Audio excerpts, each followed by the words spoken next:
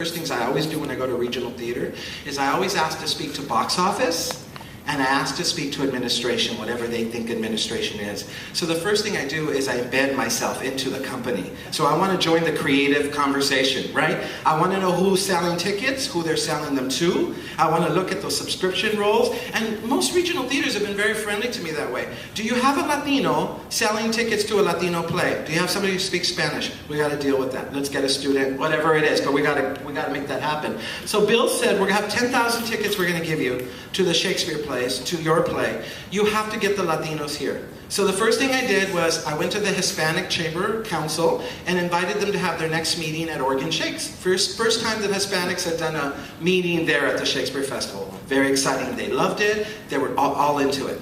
Then I went to the Migrant Workers Union and I said, what's going on? They said, well, we're having a graduation and we're looking for a keynote speaker.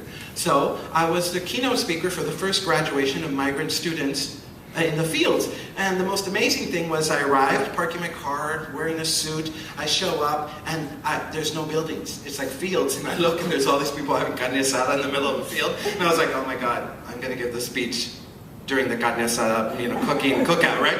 And I arrived and the guy said, do you mind giving the speech while people are eating and cooking carne asada? And do you mind doing it in Spanish? So you're like, oh, okay, Espanol, okay. And so I arrived doing that thing.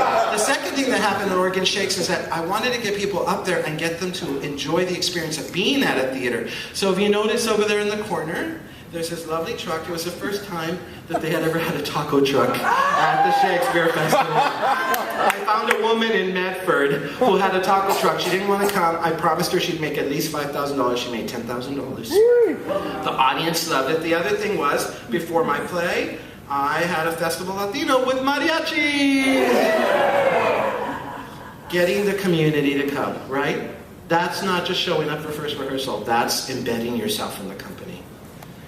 Production in Chicago.